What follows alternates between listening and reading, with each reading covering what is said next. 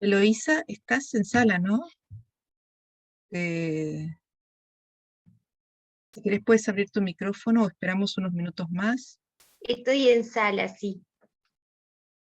Es que no te veía porque estás sin imagen. Yo te buscaba la... ¿Querés esperar unos minutos más? Son 8:06. Como quieran desde la organización. Ahora hay en sala 94 personas. Eh, Ya Limber empezó a grabar. Ya estamos grabando, Eloísa. Bueno. Pero arranca cuando No, quiera. arrancamos. Entonces, arrancamos. Bueno, en primer lugar, agradecer, digamos, yo no voy a hablar, simplemente van a hablar los colegas que integran la mesa.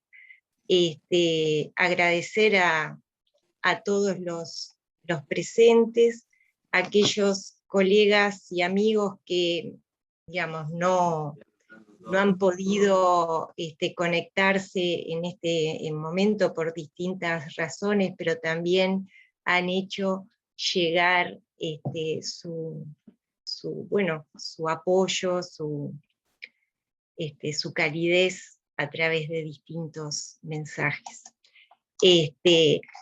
Yo en primer lugar quería decir dos notas previas y después dos cuestiones.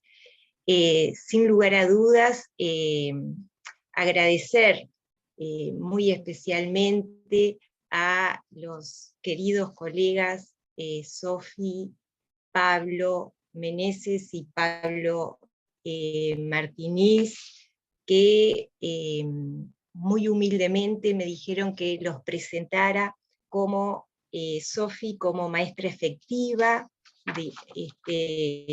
y maestra comunitaria actualmente en Malvin Norte, y es maestra comunitaria hace 9 años, con alguna, digamos, interrupción, pero es el 9º año de trabajo como comunitario.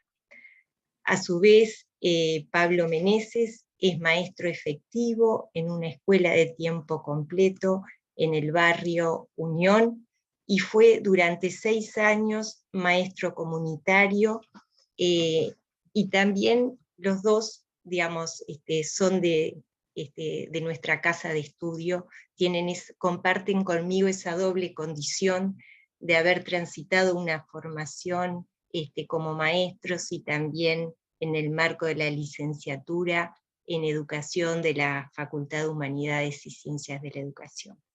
Y también va a integrar la mesa el colega y querido amigo Pablo Martínez, que es docente del Departamento de Pedagogía, Política y Sociedad.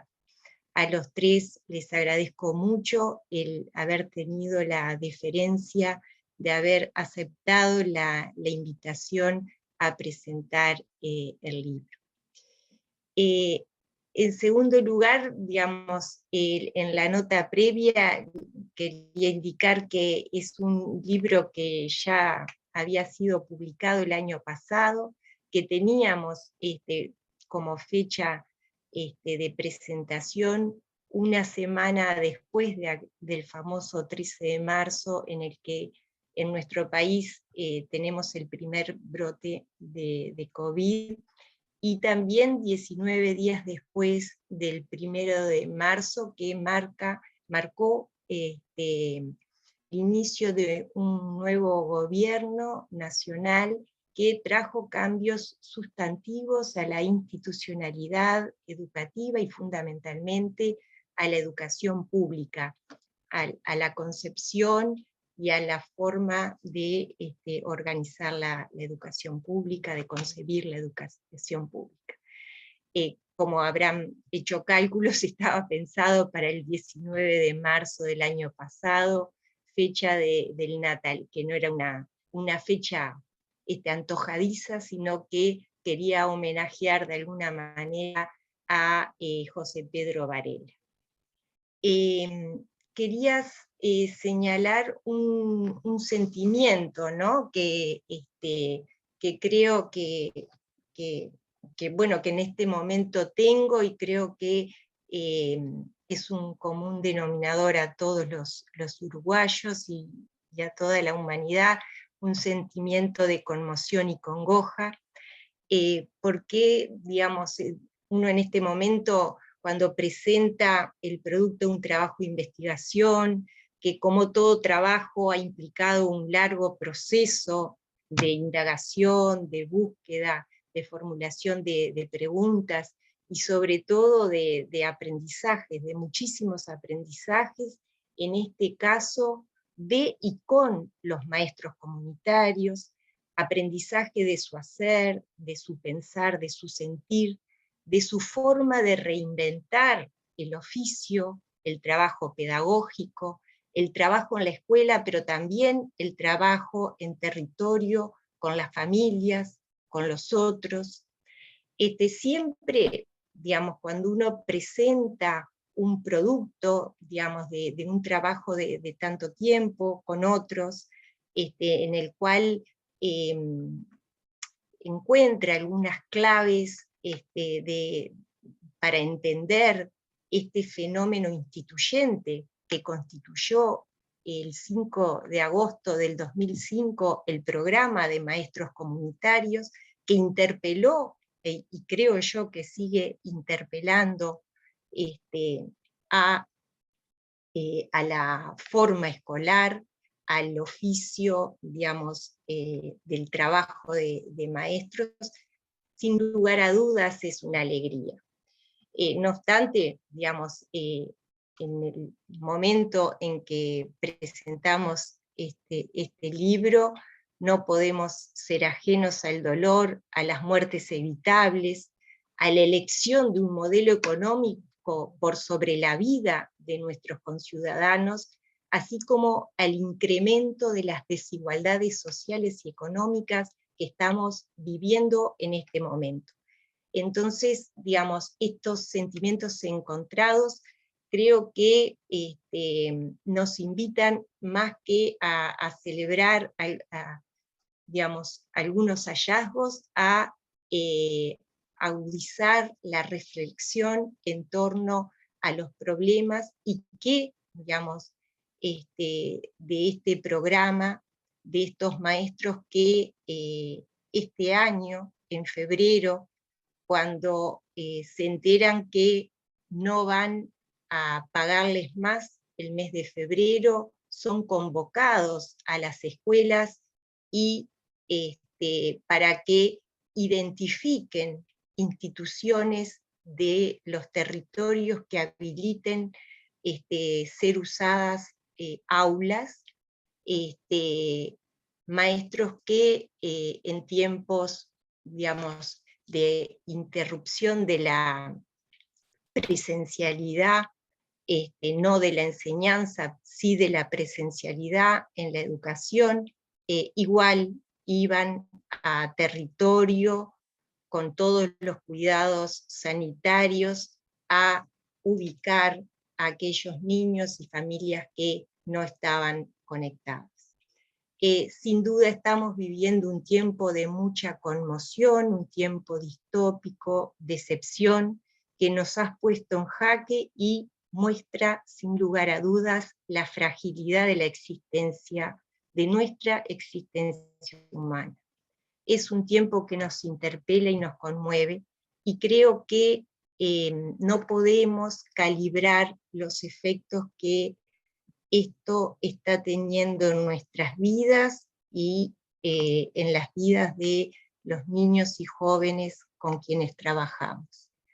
Creo que serán los historiadores en un futuro que van a poder comprender en una mirada de mediana duración el punto de inflexión que como especie humana estamos viviendo en este momento. Estos dos elementos iniciales, y ahora quería, digamos, también compartir un sentimiento y también un gesto que es el de agradecer. Agradecer, digamos, reitero a todos los colegas, compañeros, amigos que están presentes, a los que integran la mesa, y también, digamos, agradecer a todos aquellos que han podido, o me han permitido a mí, digamos, llegar a este momento en la construcción de este libro. Sin lugar a dudas, en el recorrido, en el trabajo de investigación, en ese proceso que es arduo, que implica muchas renuncias, muchas horas sin dormir, muchas horas a veces privadas al disfrute o a la familia, uno va acumulando allí deudas y gratitudes con colegas en el campo de las humanidades, de las ciencias de la educación, de las ciencias sociales, con los estudiantes de grado, de posgrado, así como con todos los maestros comunitarios de varias escuelas en las que realicé el trabajo de campo y de quienes, como decía, lo que hice fue aprender. Con todos ellos cotidianamente compartimos, creo yo, la pasión por la educación pública, la producción de conocimiento, la enseñanza, el trabajo con otros, el trabajo en comunidad, en extensión universitaria, en las escuelas. También compartimos las resistencias y las utopías, como se denominan las jornadas, estas segundas jornadas, que en el marco de las cuales estamos haciendo la presentación de este libro, por una educación sin lugar a dudas más hospitalaria e igualitaria, en la que quepan todas y todos, en la que la distribución y la circulación de los saberes se fortalezca en una clave de construcción de lo común, en una clave de construcción, digamos, de aceptar al otro en la diferencia, pero fortalecer también aquellos lazos que nos unen y nos identifican como especie humana de una forma más solidaria, para que no pase, digamos, la agudización, ¿no?, de las desigualdades, como señalan Fitoussi y Rosan Ballon, esas desigualdades estructurales o persistentes con las nuevas desigualdades que lamentablemente se están generando y agudizando.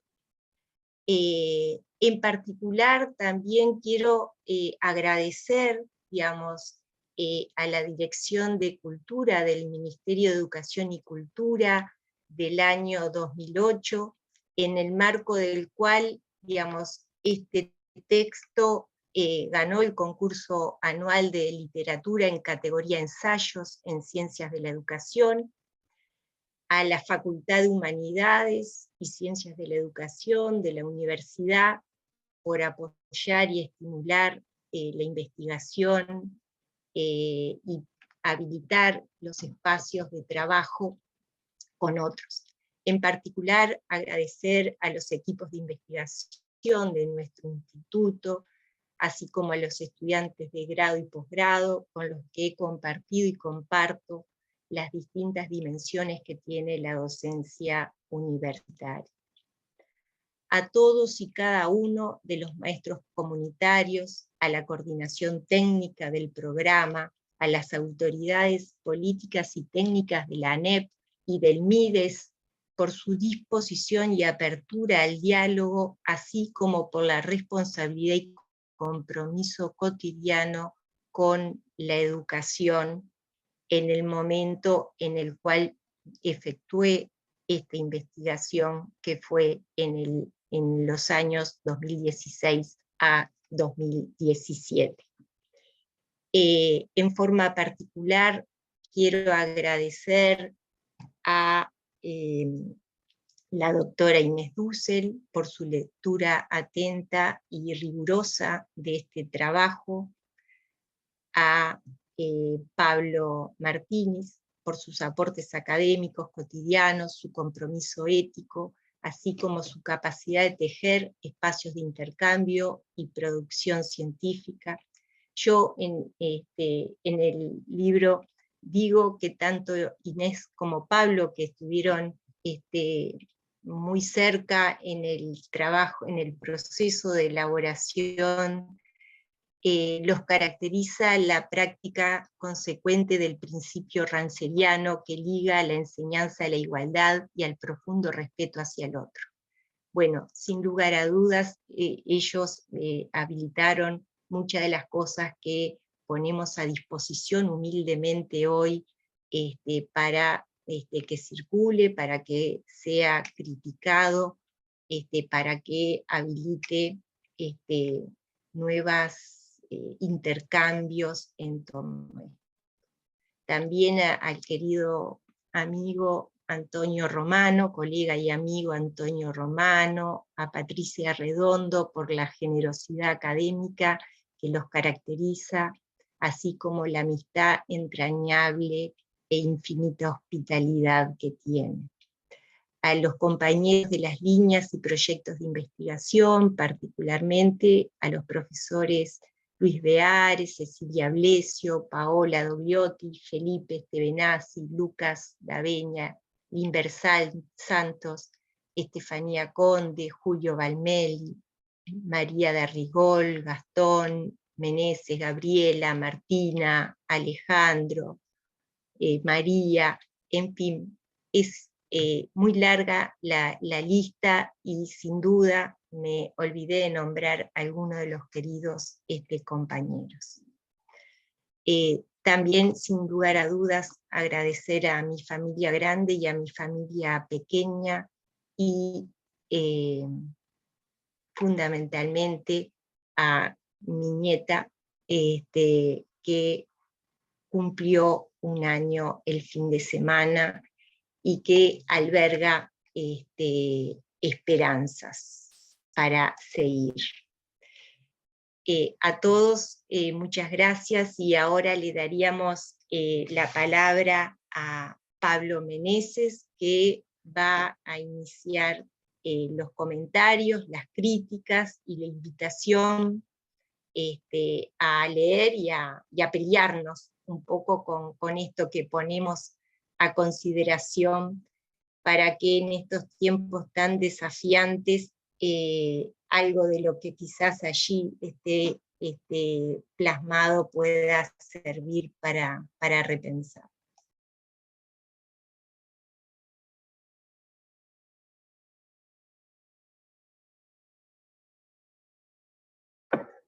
Ahora sí, ¿se escucha? Bueno, buenas noches para todos. Primero que nada, quiero felicitar a Eloísa por la gran labor desarrollada. Es un libro fascinante, bien gordito de leer. Hay mucho para analizar, decíamos ayer con Sofi, pero bueno, más o menos nos complementamos en las miradas y los planteos que pretendo realizar van por el lado de rescatar algunas líneas que plantea Eloísa en el libro, que nos ayudan a repensar las formas escolares a partir del programa Maestros Comunitarios, justamente.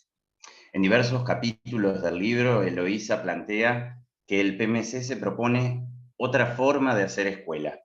Es claro que este enunciado se ha vuelto una insignia, una consigna que define la naturaleza del programa y parte de algunos supuestos. Dentro de ellos destacamos dos. El primero es que la tarea del maestro comunitario no puede entenderse como ajena, aislada del resto del colectivo docente, claro está. Y el segundo es que las formas de trabajo de los maestros comunitarios no solo involucran de otro modo a los niños en las propuestas, sino que además consideran imprescindible para poder desarrollarlas el lograr acuerdos, alianzas con las familias. Estos supuestos a los que hacemos referencia implica que los maestros comunitarios desarrollen estrategias pedagógicas diferentes. El programa permite al maestro posicionarse en su práctica profesional de manera diferente y esto obliga a pensar otras formas de hacer que impactan en la manera de mirar y de actuar de la escuela como colectivo, tanto en relación con los niños como con las familias, la comunidad, pero también al interior de la institución, habilitando otras formas de funcionamiento, justamente a los efectos de garantizar el acceso de todos a lo que les pertenece por derecho, precisamente la educación. Eloísa destaca algunos aportes del PMC a la redefinición de los formatos escolares. Nosotros vamos a resaltar dos: los tiempos escolares y la relación hogar-escuela. En referencia al primero, enfatizar que más allá de la extensión del tiempo pedagógico, al maestro se le otorga la autonomía para organizar esos espacios de acuerdo a lo que define como prioritario, potenciando de esta forma lo que podemos llamar proyectos educativos situados. Una de las premisas del programa Maestros Comunitarios es que el niño pueda vivir la experiencia de superación personal.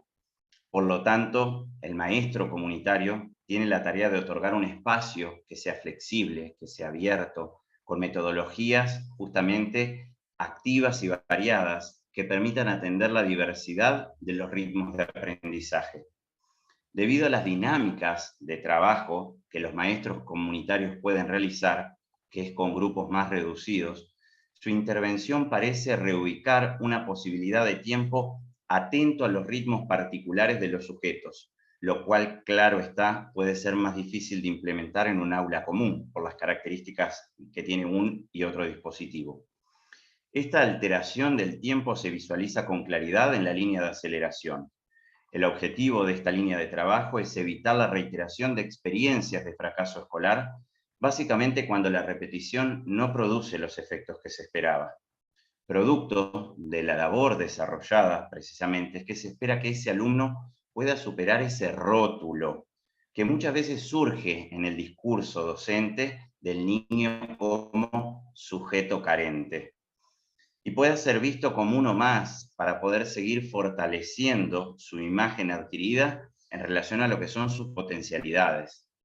Tal como se expresa en el capítulo 6, la adjetivación carente actúa sobre el significante sujeto, ubicándolo en un lugar de falta, en un lugar de imposibilidad.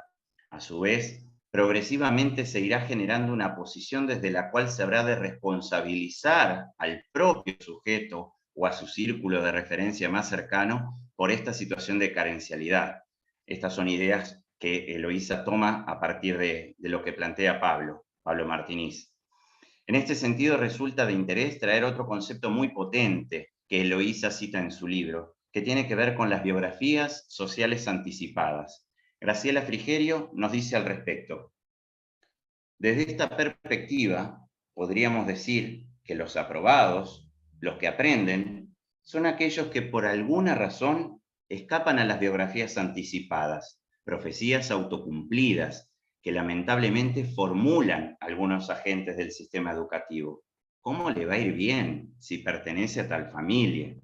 Si vive en tal barrio, si no fue al jardín, si los padres son analfabetos, cuando no, delincuentes. Frases que seguramente todos hemos escuchado. Frente a este escenario poblado discursivamente por estos significantes como sujeto carente, contexto, se visualiza desde el PMC rastros de un discurso diferente. Se aprecia entonces la intencionalidad del programa de luchar contra ese determinismo que muchas veces opera en ámbitos educativos, procurando que la educación devenga una especie de antidestino, lo cual implica ir en contra de la asignación de un futuro que es concebido muchas veces como ya previsto. Agreguemos además que existe una posición profesional del maestro comunitario que se ha ido constituyendo en una actitud institucional, podríamos decir, una forma concreta de hacer escuela que se define como el poder posicionarse frente al otro como un sujeto de posibilidades y no de carencias. En ese sentido, el maestro y la institución escuela recuperan la posibilidad de enseñar en la medida en que los niños y los adultos referentes recuperan la posibilidad de aprender, y ambas cuestiones se encuentran estrechamente vinculadas. Decíamos hoy que íbamos a tomar dos aspectos, uno de ellos era el tiempo, el otro era la relación justamente hogar-escuela. Fomentar el acercamiento entre ambos es un desafío que el programa ha reinstalado en aquellas escuelas que cuentan con este recurso y en las que no siempre, sobre todo en un inicio, era visualizado como una opción posible. La presencia de lo escolar en el espacio familiar es una clave central del programa Maestros Comunitarios. El trabajo de estos docentes da cuenta de procesos concretos, reales, vinculados a que su tarea desencadena reflexiones y críticas, tanto de parte de estos como profesionales individuales, como de la escuela como institución. A través de la línea Alfabetización en Hogares, el PMC instala espacios educativos nuevos que trascienden el salón de clase, incluso la propia escuela. Esto implica una desterritorialización y la generación de posibilidades, tanto didácticas como vinculares, difíciles de ser desarrolladas en las formalidades intramuro. Abrirse a la comunidad, es claro, es ingresar en un plano de diversidad imprevisible. Cada casa, cada espacio comunitario, conlleva una forma particular en que ha de desarrollarse el trabajo. El programa, al encontrarse con la comunidad en la que se desarrollará, deberá pensar su propio modo de ser en ella. Cuando el maestro comunitario sale del aula orientándose a abrir lo pedagógico a la familia, está resignificando lo educativo. Desde la perspectiva de Graciela Almirón, quien fuera la primera coordinadora del PMC, el desafío para el maestro es encontrar en la familia del niño un aliado pedagógico. Y esto supone visualizar al hogar como un espacio de aprendizaje desde una idea dinámica de las condiciones de educabilidad. En este sentido, recomponer las relaciones con las familias es reconstruir redes de posibilidad que parten del vínculo con el niño, pero que trascienden hacia su entorno familiar.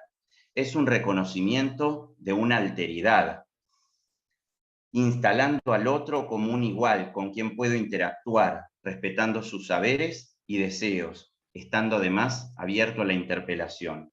Por otra parte, la participación de las familias en la escuela cobra una importancia fundamental en la medida que constituye una de las maneras de concretar la educación pública como un proyecto colectivo.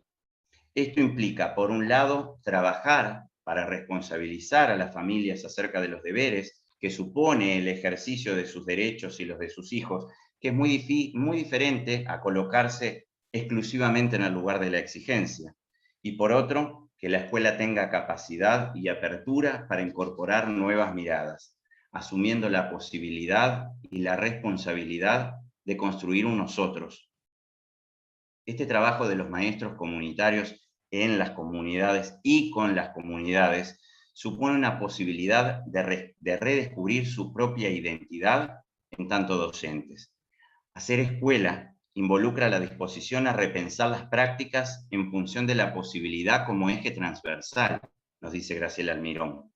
Eje que refiere a la certeza de que los alumnos pueden aprender y que los maestros pueden enseñar, pero también la certeza de que la participación de las familias en el proyecto institucional lo resignifica y que los adultos, como referentes de cada niño, pueden acompañar su escolaridad si se instalan escenarios propicios para que ello suceda. A propósito de generar escenarios propicios, sin contar con la presencialidad como una aliada, durante este contexto de pandemia, los maestros comunitarios siguieron ideando estrategias para acercar y acercarse a la comunidad a pesar del distanciamiento físico. De esa forma organizaron talleres para explicarle a las familias cómo debían conectarse a las plataformas, se implementaron espacios en radios comunitarias, idearon junto con los maestros de aula distintos materiales para entregar en el momento en que los adultos se hacían presentes en la institución. Es decir, fueron muy creativos al usar diferentes elementos que los pudieran vincular de una manera u otra desde el punto de vista pedagógico con los niños y las niñas. En definitiva, y ya para ir dando paso a mis compañeros, la forma escolar del PMC supone una flexibilización novedosa para el sistema educativo de nuestro país, logrando instalar la idea de otra forma de hacer escuela. Este transitar implica pensar y repensar estrategias, encontrando estas anclaje en los dispositivos que el mismo programa habilita. El maestro comunitario, sin duda, maneja las coordenadas de tiempo y espacio siguiendo una dinámica distinta. El programa supone una forma de hacer escuela donde lo comunitario es y debería ser siempre su rasgo diferencial. Se presenta como una política educativa capaz de alterar la forma y la dinámica del acontecer escolar, así como a los sujetos, para idear otras maneras de habitar, transitar y relacionar la escuela, teniendo la posibilidad siempre como una llave. En función de todo lo expuesto, es claro que este libro que está presentando hoy Eloísa procura contribuir crítica y colectivamente con el PMC y con el pienso colectivo en torno a las nuevas formas de hacer escuela para que, como ella misma dice, esta sea cada vez más integradora, más justa, más igualitaria. Gracias.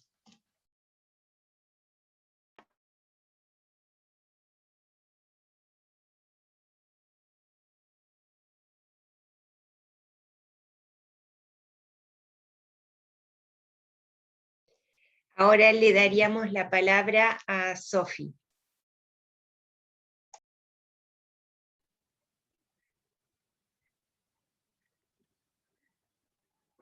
Bueno, ¿se escucha ahí? Perfecto. Genial. Bueno, muy buenas noches a todos y a todas. Quiero agradecer antes que nada a Eloísa por esta invitación, que para mí es un desafío, y a quienes organizaron las segundas jornadas de investigación del Instituto de Educación de la Facultad de Humanidades, en las cuales se enmarca esta actividad. La verdad que es un gusto, es un privilegio estar compartiendo, bueno, con ustedes una instancia de presentación de un libro que, creo yo, sienta un antes y un después en los estudios sobre el programa Maestros Comunitarios, y que seguro se va a constituir en un mojón de referencia para las maestras comunitarias en particular, pero también para quienes habitamos lo educativo desde la necesidad de formarnos permanentemente. La pedagogía nacional, en su fructífera historia, encuentra en este libro un aporte fundamental para seguir pensando la escuela pública y, bueno, como dijo Pablo, y sus modos más justos e igualitarios de expresión. Antes de zambullirme un poco páginas adentro, me parece importante subrayar que estamos presentando un libro escrito por una mujer, por una maestra, por una docente investigadora contemporánea, que participa activamente del debate educativo público y de alguna manera nos impulsa a las maestras, a través del ejemplo, a transitar caminos de formación e investigación, a disputar estos espacios y a dar a conocer nuestra voz. Creo que el campo educativo y el campo pedagógico nacional requiere más Eloísas en la vuelta. Acercándonos un poco más al objeto libro, podemos ver que no solo su título anticipa de qué va su contenido, sino también la imagen de la tapa.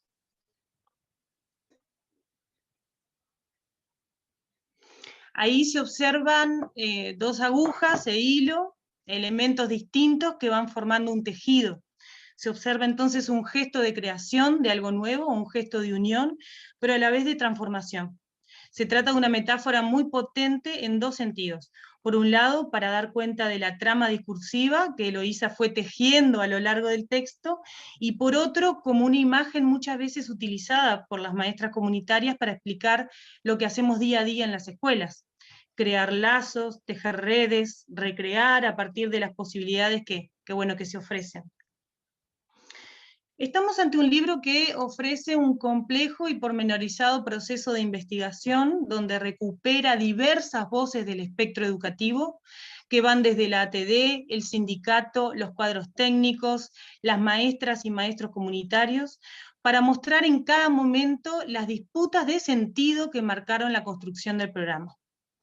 Para eso, Eloísa va a articular aportes centralmente pedagógicos, pero también de otros campos conceptuales, para analizar los procesos de construcción de sentidos educativos del PMC en sus primeros 5 años, en comparación con los discursos educativos hegemónicos de los 90. Esta comparación resulta especialmente poderosa hoy, en tiempos donde algunos discursos actuales se asemejan mucho a los de aquellas épocas. Lean y vean. Todos los temas que Eloísa plantea en este libro dialogan de alguna manera con nuestras prácticas cotidianas en la escuela. Sin embargo, hay algunas tensiones que realmente nos interpelan y de las cuales creo que debemos tomar nota. Aprovecho esta instancia entonces para compartir algunas citas y bueno, y con ella los sacudones. Abro comillas. A partir de los diagnósticos señalados, el PMC se desarrollará en torno a dos objetivos centrales. El primero, mejorar la interrelación entre la escuela y la comunidad para reducir la deserción escolar. El maestro comunitario desarrolla con las familias una serie de estrategias de forma de aumentar el capital social familiar y las posibilidades de apoyo a la tarea escolar. Cierro comillas. Aquí vemos cómo la política se construyó en sus orígenes en base a la idea de que las familias y el contexto de los niños y las niñas eran el motivo del fracaso escolar y las maestras comunitarias, al ir a los hogares, debían aumentar el capital social de las familias para revertir el fracaso. Por eso Eloísa nos dice que al analizar el conjunto de documentos oficiales que dan origen al PMC, se observa cómo el diseño de la política se sustenta en mediciones estadísticas y las evaluaciones de los aprendizajes. Y apunta a algo que me parece central y muestra cómo al inicio del programa, abro comillas, las variables que podríamos denominar internas al acontecer educativo, formas escolares, dispositivos de enseñanza, metodologías didácticas o posiciones docentes, también guardan relación con los resultados de aprendizaje de los sujetos. Sin embargo, estas no son analizadas en esos inicios. Si tomamos entonces los discursos diagnósticos deterministas que formaron parte de los inicios del programa, el PMC sería, y abre comillas, un programa focalizado más. Igualmente Eloísa enseguida nos alivia y aclara. No obstante, desde el propio surgimiento del programa se inscriben otras líneas explicativas y marcas de sentido posibles que otorgan un rasgo diferencial al PMC. Entre ellas podemos decir, y abro comillas, previo al proceso de institucionalización del programa en el CEIP, es posible identificar que la figura del maestro comunitario se presentó como un rol alternativo al docente que trabaja en el aula escolar. Esto se fundamenta en torno a dos elementos centrales. Una mirada crítica sobre la escuela por los efectos de la exclusión educativa que los niños de sectores pobres padecen y una confianza en la formación de un nuevo rol del maestro en el ámbito del hogar y la comunidad. En el texto que documenta el trabajo de la ONG, o sea, refiriéndose a El Abrojo, se señala que el maestro comunitario realiza una intervención socioeducativa a cielo abierto que no pretende ser compensatoria o de apoyo escolar, sino ser una propuesta educativa alternativa que partiendo de la diversidad cultural actúe favoreciendo el acceso de los niños y las niñas a la escuela. ¿Cómo se viene resolviendo esta tensión? ¿Habremos superado aquella visión determinista respecto de a las limitaciones que le adjudicamos a priori a ciertas poblaciones? Me parece sumamente necesario conocer los mandatos originarios del programa que por más que hayan sido modificados en el papel más adelante, pueden perdurar en el ambiente y configurar prácticas concretas que fortalezcan la idea de que el problema solo es el niño, la niña, su familia, y que por ello no queda otra que focalizar la intervención y compensar lo que le falta. Según Rancière, citado por Eloísa, instruir puede entonces significar dos cosas exactamente opuestas. Confirmar una incapacidad en el acto mismo que pretende reducirla, o a la inversa, forzar una capacidad que se ignora o se niega a reconocerse y a desarrollar todas las consecuencias de ese reconocimiento. Es una cuestión política. Se trata de saber si un sistema de enseñanza tiene por presupuesto una desigualdad que reducir o una igualdad que verificar. Las jornadas en las que se enmarca esta actividad lleva por nombre Crisis, Resistencia y Utopías en la Educación. Creo que en este libro hay pistas para hacer una lectura actual sobre la educación en estos tiempos. Es innegable que estamos atravesando una crisis, internacional, con algunas características particulares en nuestro país. Es una crisis sanitaria, social, económica y también educativa. La escuela pública uruguaya se ha visto sumamente conmovida desde marzo del 2020 a esta parte.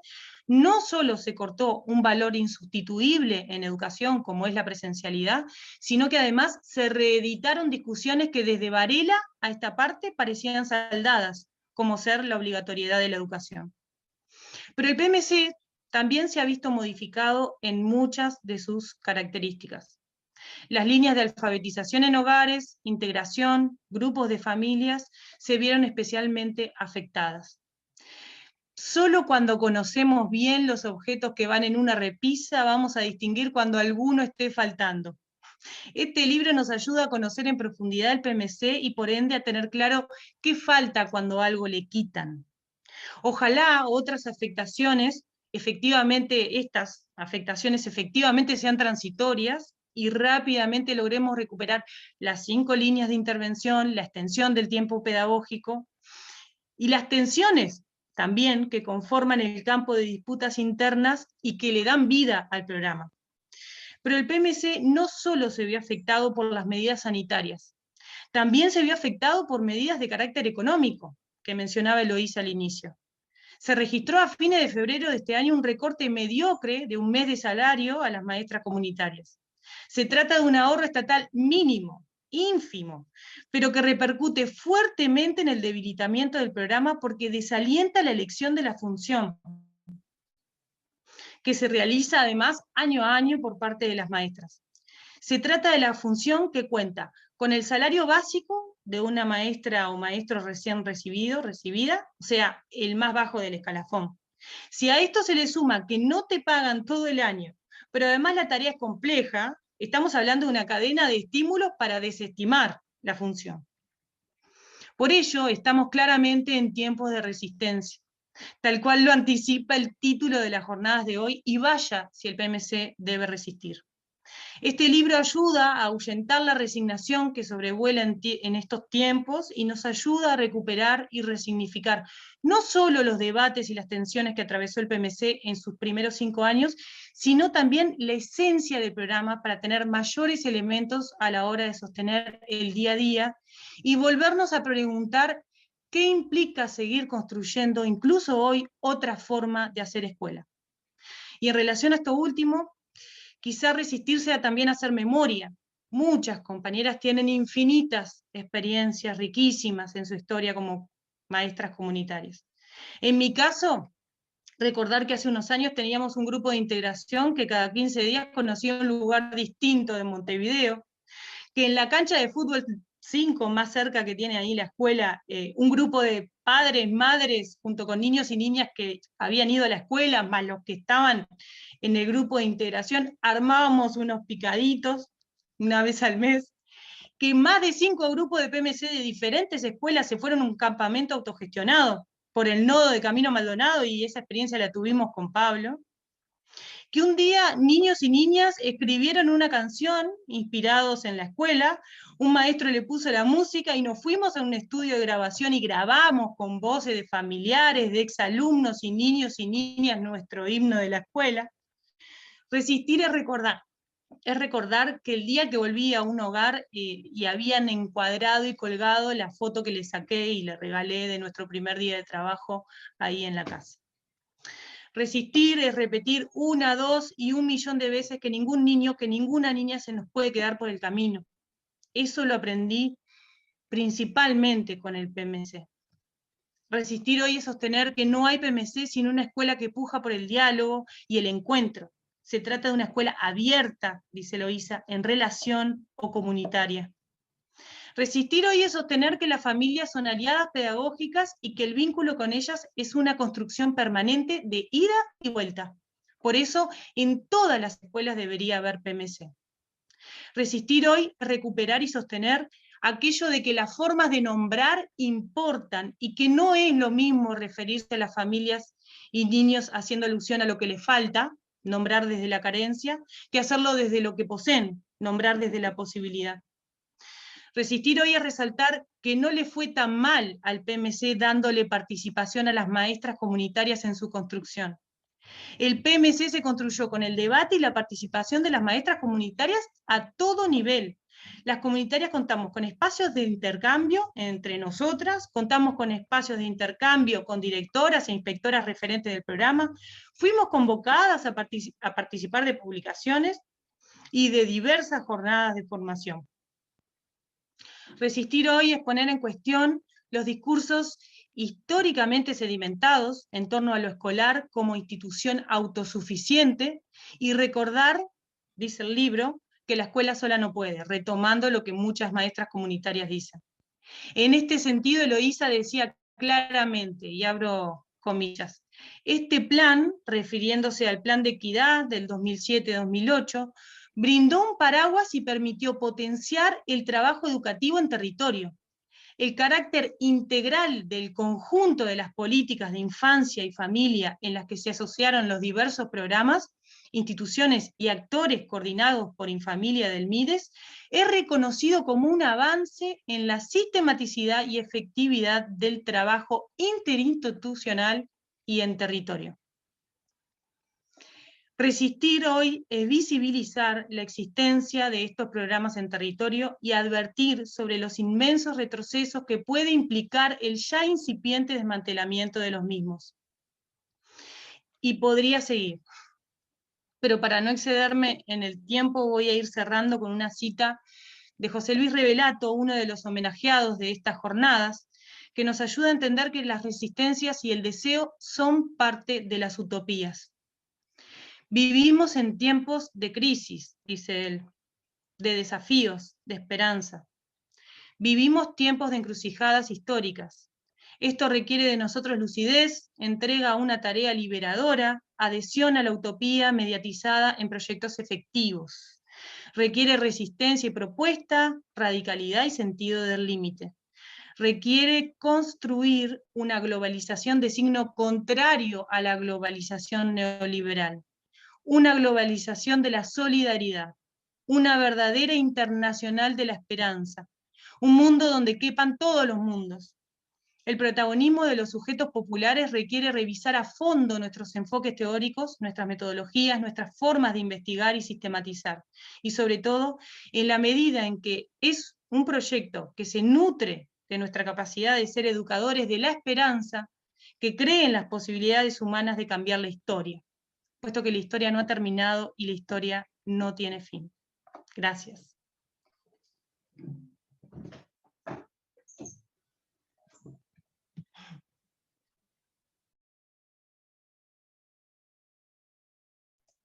Muchas gracias, Sofi. Le damos la palabra a Pablo. Martín. Bueno, muchas gracias, Eloísa. Muchas gracias por la invitación a compartir este espacio, hacerlo en el marco de las jornadas.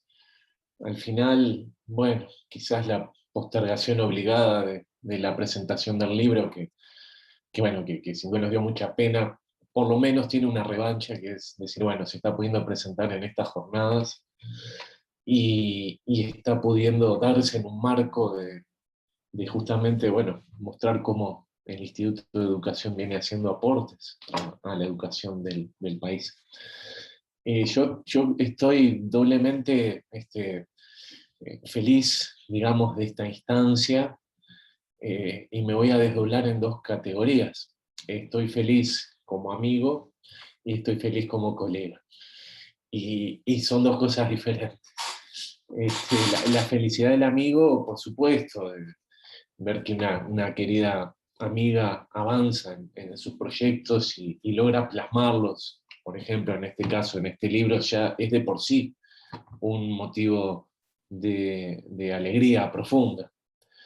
Pero además, la alegría como colega tiene que ver con que este libro, además, es para mí un mojón fundamental en el campo de la investigación educativa, de la producción pedagógica, y yo creo que no solamente estoy hablando de un nivel local, sino que estoy hablando de un nivel más amplio. Así que bueno, una doble alegría, y voy a decir que es triple, en realidad, porque poder compartir la mesa, además con Sofía y con Pablo, es para mí también un honor profundo, porque nosotros estamos muy acostumbrados a tener presentes las viejas glorias del magisterio uruguayo, ¿no? Y tenemos nuestro recorrido pedagógico, ¿no? por los grandes y las grandes maestras, maestros, que nos hacen sentir orgullosos de la tradición del magisterio uruguayo, pero también estamos muy orgullosos de la realidad, de quienes continúan ese legado y esas tradiciones, y estar compartiendo acá con Sofía y con Pablo, es estar compartiendo con colegas, compañeros, que actualizan esas tradiciones de la pedagogía nacional. Por lo cual, realmente, me da mucho gusto poder estar compartiendo este espacio. Estaba pensando que si estuviéramos en facultad estaríamos en un salón de actos rebosante, ¿no? Y me hacía esa imagen mental, ¿no? de lo que sería ese momento, que bueno, ya se dará. Son terribles los motivos que hacen que tengamos que estar intercambiando a distancia. Ya Eloísa se extendió sobre eso y yo simplemente voy a suscribir cada una de sus palabras. Pero quizás como una forma de evasión, capaz de lo terrible también que estamos viviendo, yo me imaginaba ese salón de actos de la facultad lleno presentando este libro, y por lo menos me daba un poco de sosiego, ¿no? Un poco de tranquilidad. Bueno, tantas cosas que se han planteado, ¿no? Y tanto que se podría seguir diciendo sobre el libro. Yo voy a tratar de ser concreto, y por eso me ordené en 4 puntos muy concretos. Una que es un comentario general sobre el libro, que en realidad voy a tomar prestado. Unos apuntes sobre la caracterización del enfoque, sobre su originalidad y sus implicancias teóricas y metodológicas en el campo educativo. Cómo se ubica el texto en el campo de los estudios sobre educación, y la referencia que hace Eloísa a el PMC como momento político y momento pedagógico, ¿sí? El comentario general, uno podría decir, bueno, una valoración general del libro. La verdad yo no podría de ninguna manera decirlo mejor que la forma en que lo expresa Inés Dussel en el prólogo, otra también querida amiga. Y por eso lo voy a leer, porque no puedo más que subrayar esto mismo que dice Inés, cuando dice que ella no tiene temor a exagerar, ¿no? Se dice que el libro que tengo el honor de prologar va a constituir un referente para los estudios de las décadas que siguen. El texto de Eloísa Bordoli sobre la experiencia desarrollada por el programa Maestros Comunitarios en el primer quinquenio Frente Amplista en Uruguay 2005-2010 sobresale por varios motivos. Por su rigurosidad analítica y su riqueza teórica. Por sostener un hilo argumental consistente de principio a fin, por fundamentarse en un trabajo de campo extenso, y finalmente por su escritura clara y amigable. Algo más que destacable cuando la claridad no va en desmedro de la complejidad teórica y metodológica de las afirmaciones. Y eso, efectivamente, Inés, podemos decirte, no estabas exagerando en absoluto. Esa es para mí exactamente una definición de lo que está expresado, planteado en el libro. Y subrayo eso último, ¿no? La calidad de poder expresar y de poder presentar una profundidad conceptual que se desarrolla coherentemente a lo largo del libro, sin que esto implique el famoso rebusque de tantas veces uno encuentra en la escritura académica, ¿no? Y esto es más que valorable, y es por eso también que yo creo que además del propio valor que tiene, el libro va a circular mucho, porque es un libro leíble, ¿no? Y este es un punto importante. El enfoque que orienta la investigación, ¿no? A mí me interesaba meterlo en una cosita conceptual como para ubicar, porque me parece que el libro, por supuesto que es un aporte a pensar, a reconocer el recorrido y la trayectoria del programa Maestros Comunitarios, pero es un enfoque, es un aporte al campo pedagógico en términos también muchísimo más amplios, y al campo de los estudios sociales sobre la educación, ¿no? Entonces, ¿pero por qué es un aporte? Porque del mismo modo que Eloísa encuentra que el PMC pudo, en su constitución y en sus prácticas, alterar sentidos profundamente instalados y constituirse desde un lugar otro, un discurso otro, dice Eloísa, con respecto a los discursos funcionalistas, centrados en la estadística, y bueno, como desarrollaron los compañeros, en la imposibilidad de los otros, del mismo modo que Eloísa encuentra eso en el PMC, el desarrollo conceptual y teórico que Eloísa plantea en su libro también emerge como una alternativa, y ella lo desarrolla con mucha claridad, frente a las formas canónicas, instaladas, hegemónicas, de pensar, por supuesto, la política, la sociedad y la educación, ¿sí? Está ese movimiento presente. Para eso, Eloísa se nutre de un andamiaje conceptual que tiene, por un lado, una entonación pedagógica, y eso no se pierde en ningún momento. La que está escribiendo es una pedagoga, ¿sí? Que a su vez, esa entonación y esa construcción de sentido está profundamente afectada, ¿sí?, por los aportes del análisis político del discurso, fundamentalmente. Ahí uno siempre tiende a ubicar rápidamente la pareja de la Clomuf, y en esto que decía Sofía, de que la autora es una mujer, hay que decir que Eloísa le da un protagonismo central en esa pareja a la mujer, a Chantal Mouffe, que sin duda funciona como un apoyo fuerte en este entramado conceptual. Los estudios del lenguaje, algunas perspectivas psicoanalíticas, la filosofía política contemporánea, como grandes elementos que aparecen allí articulados.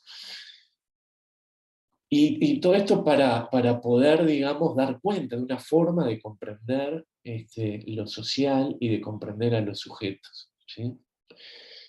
Y avanzar por ese camino es justamente avanzar por el camino que Eloísa va tejiendo, va armando para darnos cuenta de esta posición que efectivamente puede también constituirse conceptual y teóricamente como un discurso otro, ¿sí? Que tiene un eje central, que es la apelación a la imposibilidad de la sociedad, ¿no? La imposibilidad de la sociedad en tanto positividad plena, absoluta, en tanto orden absolutamente constituido, armonioso, que además deviene de algún fundamento originario, o como en algún momento dijo Foucault, la idealidad distante del origen, ¿no? Bueno, poner estas cuestiones en discusión, dudar de todo evento fundacional y entender que no existe ese último punto fundacional, no existe ese sentido ubicado en términos universales y absolutos, sino que lo que tenemos es una imposibilidad de constitución plena y una disociación entre lo que podríamos definir como lo define Eloísa, lo toma de Chantal Mouffe, que también por allí leyó a Heidegger, esta distinción entre el nivel óntico, el nivel, digamos, de las prácticas más concretas, ¿sí?, y el nivel ontológico, ¿no?, el nivel de la institución de la sociedad. Ese aparato conceptual que se va armando, y el poder plantear que entre un nivel y otro no existe una continuidad plena, ¿sí?, no existe la posibilidad de una transparencia, justamente es el lugar desde el cual entonces se pueden, por un lado, poner en tensión los discursos instalados, y a su vez también poder pensar desde otro lugar, ¿sí? Ese otro lugar que es el lugar de la diferencia política, ¿no? O sea, la diferencia entre el concepto de lo político, en este sentido ontológico, y la política, en ese sentido más óntico, más de las prácticas, ¿sí? Tenía un montón de apuntes ahí como para seguir trabajando esa idea, pero me interesa ubicar esta cuestión central, ¿sí?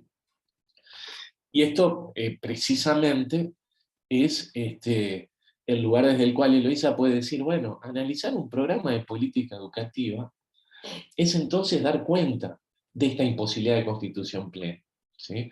Lo cual le permite ponerse en un punto de discusión y de debate con las perspectivas, digamos, fuertemente instaladas en las ciencias políticas o en la sociología, por ejemplo, aquella que habla de las brechas de implementación, ¿no? El problema de los programas es el problema de la dificultad que hay entre cómo son pensados y después cómo son puestos en práctica, ¿no? Y le permite decir, bueno, lo que pasa es que atrás de ese principio hay una idea de que habría una cierta continuidad, ¿sí? Una cierta transparencia en esas posibilidades, en los sujetos, en sus acciones, etc. Y eso, diría Eloísa, bueno, o digo yo que podría decir Eloísa, bueno, hay una mala noticia, eso no es posible. Pero es una buena noticia, porque es una noticia que abre a la posibilidad de que acontezcan otras cosas que no están dentro de las previstas, ¿sí? Ese es un punto. Entonces, yo iba a la originalidad, digamos, del planteo. Bueno, acá está la originalidad, digamos, es poder pensar estas cuestiones desde otro lugar, a la intemperie de cualquier certeza absoluta a priori, ¿sí? Y entendiendo que estudiar estos procesos es estudiar también las configuraciones históricas y sociales concretas en el marco de las cuales se van constituyendo.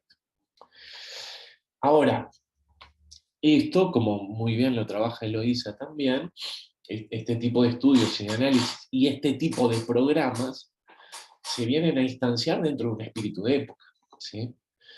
Y es un espíritu de época, era el espíritu de época hace quizás algunas décadas, y es un espíritu de época también muy actual, ¿sí? Que tiende, y ahí aparecen las nociones de pospolítica y de antipolítica que Eloísa trae de Chantal Mouffe, que tienden justamente a negar cualquier reflexión desde el lugar del conflicto o del antagonismo, sino que tienden a pensar la sociedad como una cuestión ciertamente transparente, ¿sí?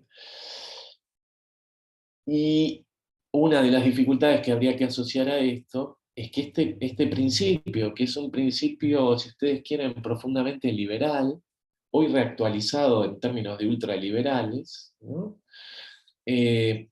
Habría que sostener que este principio ha permeado a buena parte de la reflexión política contemporánea, no solamente de los sectores conservadores, sino en cierta medida también de los sectores progresistas.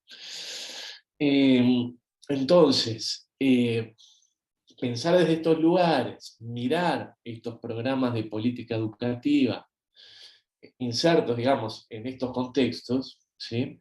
Supone, en el caso concreto, por ejemplo, de un programa que pretende construir otros sentidos, tratar de entender cómo estos otros sentidos se generan en el marco, digamos, de un contexto que es ciertamente adverso, ¿sí?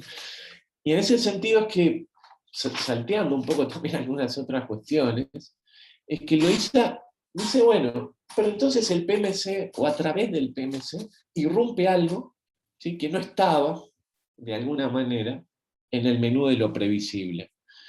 Y plantea una cuestión que a mí, ciertamente, en su momento, y releyendo el libro, me ha parecido muy interesante, que es tomar el concepto de momento político de Rancière y mirar el PMC desde esa noción de momento político.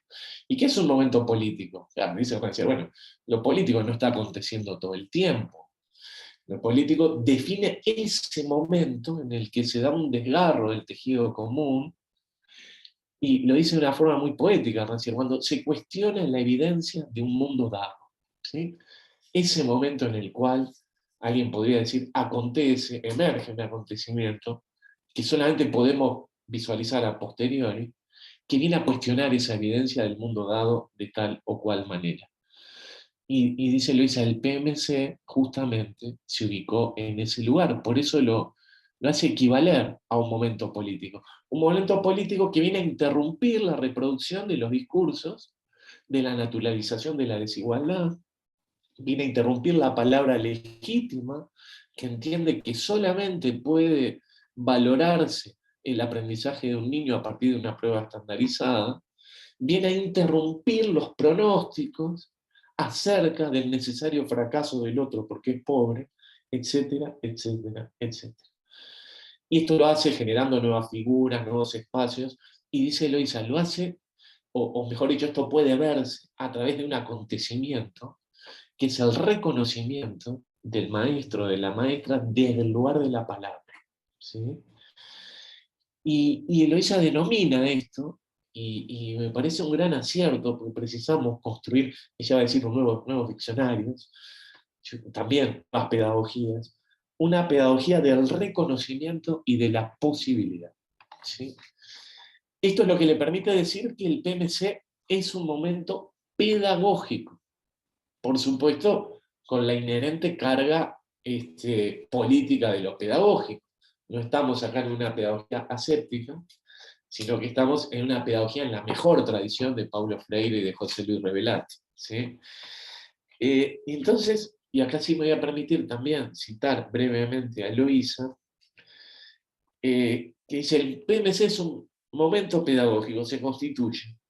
Dice, esto implica que la productividad discursiva del PMC instaló en el campo educativo una red de significantes que habilitó nuevas formas de mirar, comprender y denominar a los sujetos de la educación, a las familias, a las escuelas y a los maestros.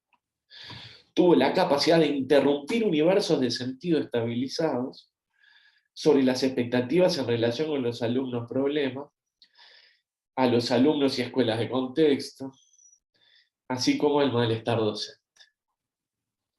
A los alumnos los configuró desde otro lugar, los reconoció como iguales. Bueno, y sigue Eloísa y dice, configura una pedagogía sustentada en el reconocimiento y la posibilidad.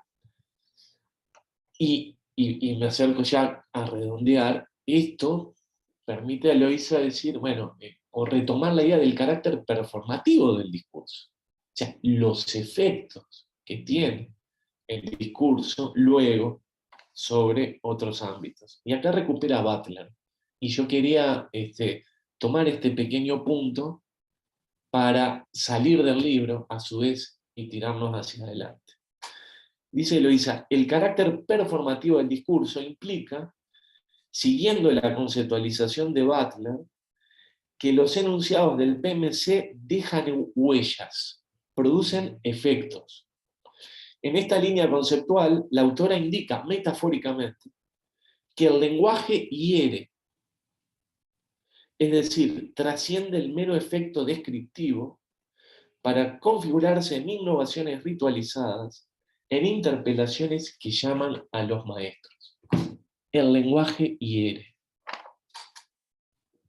hace tajos, ¿no? Y acá es que yo creo que también el libro lo podemos utilizar como un trampolín para proyectarnos hacia adelante. Y terminaría diciendo, recuperando esta idea de que el lenguaje hiere, que en tiempos críticos, y que parecen surcados por la desesperanza, en muchos aspectos, este libro nos habla de heridas que están abiertas, que interpelan. Y contrariamente a lo que acontece con una herida, que uno quisiera que cerrara, que cicatrizara, en este caso son heridas que hay que mantener abiertas, en este procedimiento del lenguaje que interpela, porque esas heridas, que es como decir, este legado que el PMC reactualiza, y cómo reactualiza a través de quienes hacen el PMC cotidianamente, esta herida convoca, en tiempos de deshumanización, a una actitud profundamente asentada en los legados también de Paulo Freire y de Revelato. Por eso decía, qué bueno que el libro haya venido a presentarse en este ámbito. Esto supone recuperar dos cuestiones del legado de estos autores. Por un lado, la idea de resistencia, como ya fue dicho acá, recuperando del marco conceptual del trabajo la conflictividad inherente a lo social y el carácter nunca definitivo de cualquier posición hegemónica. Resistimos por eso, porque no hay mal que dure 100 años. ¿no? Ni hegemonía que lo aguante. Resistencia y construcción, reactualización y reinvención de una pedagogía del reconocimiento y de la posibilidad. Yo creo que el libro de Eloísa y el mensaje de Eloísa en el libro, y más allá del libro, su mensaje cotidiano, va en este sentido. Reactivar y reinventar, actualizar legados. No está escrito el libro para que nos quedemos admirando, mirá qué interesante lo que fue esto. Está escrito, sobre todo, para que lo actualicemos, para que lo reinventemos.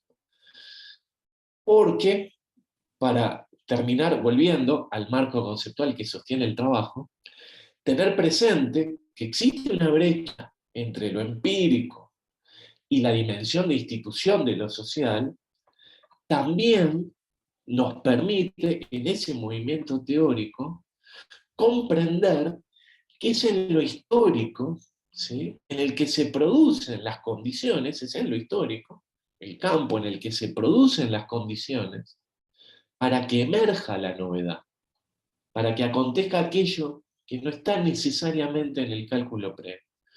Es por eso que el futuro nunca está escrito, y siempre es del orden, de lo que seamos capaces de pensar, de hacer y de construir. Y esa, yo creo, es una de las grandes lecciones que Eloísa nos deja y que nos convoca a sentir esa herida y seguir reinventando, seguir reactualizando esta pedagogía del reconocimiento y de la posibilidad contra viento y marea, porque esa es la tarea que nos toca. Bueno, muchas gracias.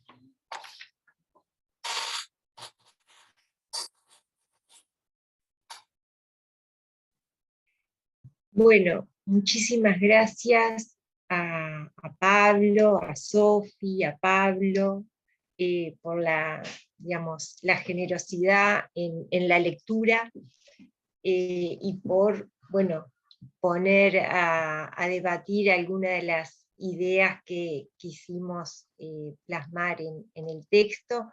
Y ahora, bueno, es de todos aquellos que quieran zambullirse en la lectura y redescubrir otras aristas, pelear, digamos, con cuestiones que hemos puesto para seguir construyendo juntos una mejor y más escuela pública, educación pública en nuestro país en tiempos difíciles. Así que solo me resta agradecerles, bueno, a los tres colegas, compañeros, amigos, a todos ustedes que, digamos, me han acompañado en esta instancia, invitarlos a la lectura y a continuar trabajando juntos, y a los organizadores de la jornada, a Elena, a Limber, Begoña, bueno, a todo el equipazo que han permitido esta instancia, bueno, de esta modalidad que no nos terminamos de acostumbrar, por suerte, de los cuadraditos de pantalla, que ya vendrán tiempos de abrazo y de celebraciones entre todos. Por mi parte, muchas gracias a todos por haberme acompañado, y muchas gracias a todos por los mensajes en el chat, a Graciela, a Alicia, bueno, muchísimos mensajes que he ido leyendo, y agradecerles a todos por esta noche.